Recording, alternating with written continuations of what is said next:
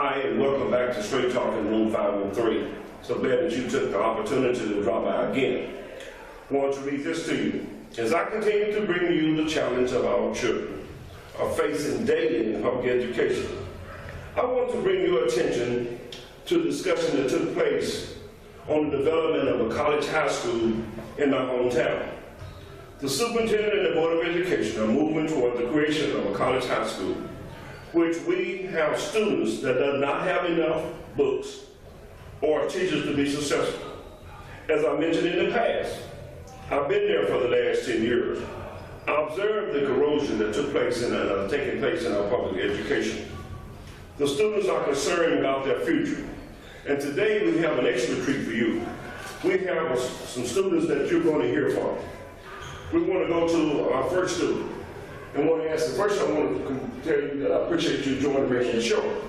The first person I have, on a scale of 1 to 10, with 10 being the highest and 1 being the lowest, where would you grade public education based upon your experience? I would give it a solid 6. Based off my experience, it's the teachers, they care about the kids and they care about people getting their education and stuff like that, but it's the students themselves that are lacking in the strive to be able to go forward with their education. They lack the care. They don't care. They don't care where they end up. They don't care what they make on grades wise, stuff like that. They don't care about going to college, and it's not all of them. It's just the majority of them. I mean, you have those kids that are striving for success. They want to do good, but then it's just the majority that don't care. Why do you think they don't care? Because they know either way it goes that somewhere down the line somebody's going to take care of them. Society has developed into so reliant upon handouts and free stuff and the government helping you out. People know either way it goes, somebody somewhere is going to take care of them. So they don't even have to do it themselves if they know that somebody's going to do it for them. Okay. If you could change anything about public education, what would it be? The students. I honestly feel that if students would care more about their education and they would care more about striving for success and, striving to get into college and striving for high test scores and stuff like that, that our education system wouldn't be in the shape it's in. Okay. We would have teachers that, would come to work, loving their job instead of coming to work knowing that I'm going to sit at work for 8 hours today and not do anything because all my students are going to either be on their phone or sleep or talk or skip and not come and things like that. It's just the students are what make the education system, not the teachers. Okay. If you have the students that have the drive and the capacity to want to move forward in life and gain education and knowledge, the teachers will come. It's the students have to want it for the teachers to be able to provide it, Do you feel that the students who attend private school are any more prepared, or are they in the same predicament? To be honest, I feel like they're better prepared because it's not that their teachers are better, it's just that the kids that have to pay for it want more because they know what it costs to be there. Okay. They know that my parents are paying all this money for me to go here, so why should I just go here every day and waste that money? They have the strive to want to go and learn stuff.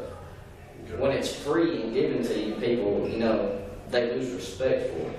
Okay. It's as if, it's kind of like the same principle of if you don't pay for it, you don't understand the concept of actually, caring about something. Okay. All right. Let me ask you your final question here. Do you think that public education has prepared you for your future? In a sense, yes and no. Okay. Yes, being that, it provides time management. You have to get up and be here. You have to, study for tests. Okay. You have responsibilities you have to take care of during the day. In that sense, yes, but In some aspects, no. It's the classes that I've had where the teachers just don't care because they've been through that so many times of, you know, kids not doing anything that they just don't care anymore. They show up and just let the kids do what they want to do because they know that there's no point in trying to force the kid into learning when either way it goes, he's not going to want to be there.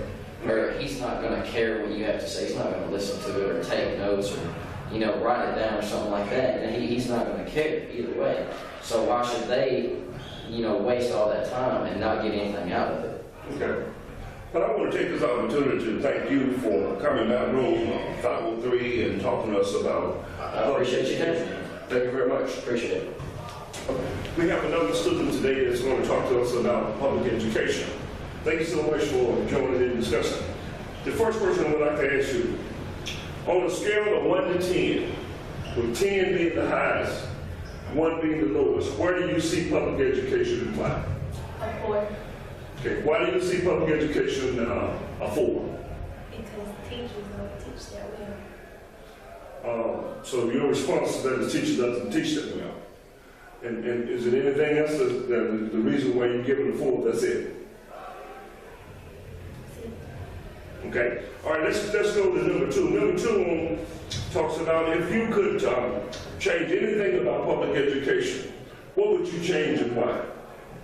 The way teachers teach. Okay, the way teachers teach. Why would you want to change the way teachers teach? What's wrong with the way the teachers are teaching? They don't care. They just. You really feel that the teachers don't care? I do. Okay. Like they just. So whatever. They're arguing with the kids and we're younger than them. And you argue with the kids and they do it through the whole class period. You're gonna get nothing done. So teachers are arguing with the students, and students are unable to get anything done because they argue back at the teachers. Okay. All right, let me ask you the last question. Do you feel that public education has prepared you for the future? No. Okay, why do you feel public education has not prepared you for the future? I didn't learn nothing in school. So whatever. I haven't learned nothing in school. To be prepared for the work. I'm not saying you haven't learned anything. I haven't learned nothing that's gonna help me at the outside world when I get out. So Okay, so you feel like you're making progress in school, but you don't feel that you're prepared for the future, for the job that you want to go after. And you honestly feel that in your heart? Because that's a bad commentary. That public education, what grade are you in? I'm junior. You're a junior. You're 1 year from graduating, and you feel like once you have graduation and you step outside the world, you're not prepared for that job because of public education. Yes. Well, I sure appreciate you dropping by and talking to us, and we hope that things will get better. I'm going to work with you and work with other students in this community and communities across this country to make sure that public education delivers what we're paying for. Thank you very much. Appreciate you coming back. Welcome back, and I have another student here with me, and I appreciate you dropping by Straight Talk in 503. Now, let me ask you a question. On a scale of 1 to 10, where would you place public education, and 1 is the lowest and 10 is the highest? I would give it 5 Give it a 5. Okay, why would you give it a 5? because it's schools, they're just not, public schools, medicine, they're just not, they're not well prepared. The kids, they just do whatever they want. So you're saying that public school is not preparing the students, and the students are doing what they want to do, Exactly. but what the teachers are doing. Well, they just let them do it. Teachers just let them do what they want to do. Most of them, yeah. Okay, most of them. So we want to make for the benefit of the record that I've not promised you anything or told you what to say. You're saying this on your own free will. Okay, and so let's move to the second question. Do you feel that based upon your education in public education, what would you like to see change? If you could change something in public education, what would it be? Well, I'll start next from the bottom. I'll change everything. So you were saying need a complete overhaul. Yeah. You said that you would change public education from the bottom up, Yep. and it needs that right now. Wow, we. Okay, let me ask you the final question. In your opinion, has public education prepared you for the future? Are you ready to, if you did not go on to college and you came out of school, what grade you in now? I'm a junior. You're a junior, 1 more year from graduation. So 1 year from now, are you prepared to go out in the world and conduct business and make a living? No, sir. You don't feel like you're prepared? Public education has not prepared you. You just in downtime. Yes, sir. Okay, well, that's your opinion, and I appreciate you dropping by that screen talk. Thank you very much. Thank you. On this segment, we want to do two things. I want to tell you about an article that I picked up on in the Educational Vote, which is by the Tennessee Education Association.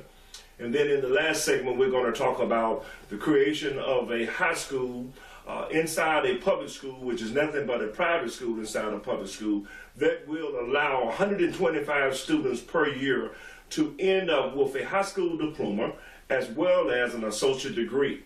But it's a program for a few and not a program for the masses. And so at this point, let me read this article.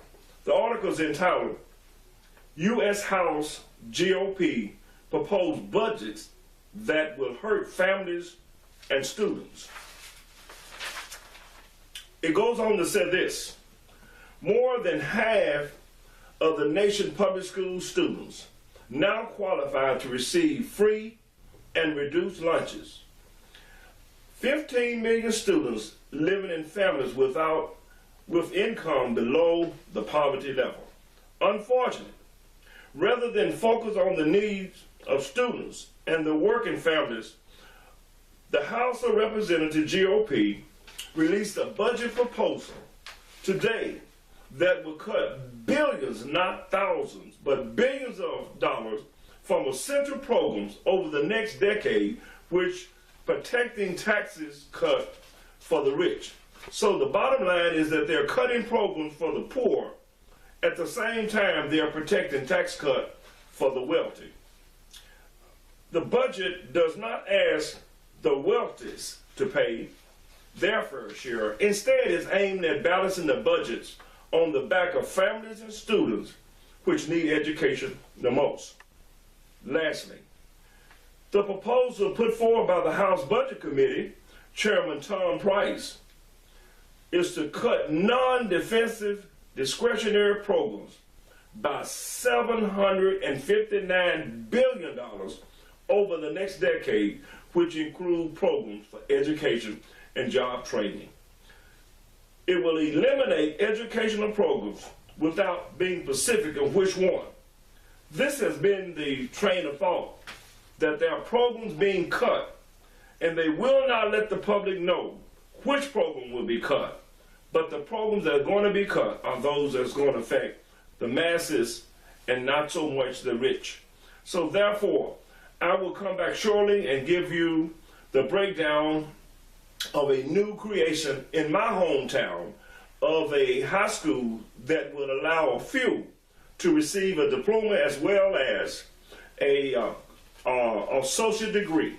So we'll be right back in just a few minutes. Just as a reminder, I want to explain to the public what I've been explaining since the last board meeting in my hometown, where the Board of Education and the superintendent, along with some powers to be, decided on a way to save money for a few people by allowing them to be able to leave private school and not have to pay $25,000 or $30,000, to allow the taxpayers of the city, which include those who are the underachiever, parents of the underachievers, those who are unable to go to private school, paying for those who are going to private school, and they're creating a private school away from their private school and putting it inside public education for us to pay for.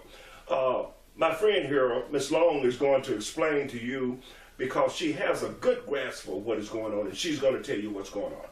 Ms. Long. What is going on in the school system is that the superintendent and the Board of Education has developed a college high school. This is going to give the children that's already attending the academy to be able to leave high school with an associate's degree.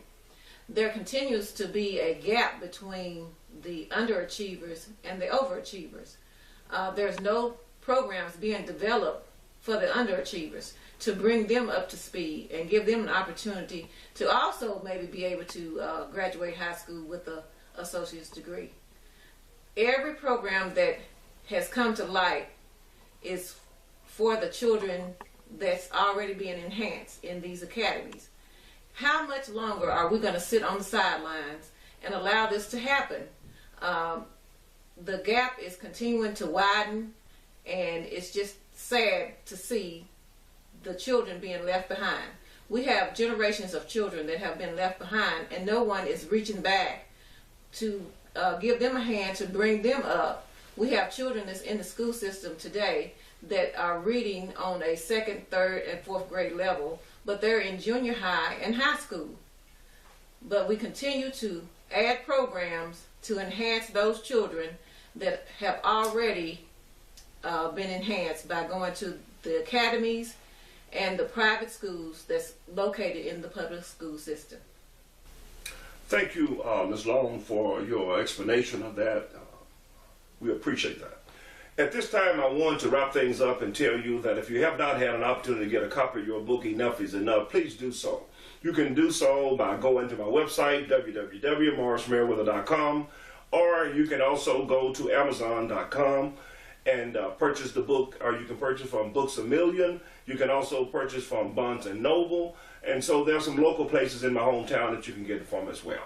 At the same time, we want to also encourage you to stay tuned and continue to listen to us. You can listen to us on my website, as I said, www.morrismerriweather.com, or you can go to YouTube and type in Straight Talk in Room 503, or you can also go to my Facebook page and type in my name, which is the author of Enough is Enough and the host of this show.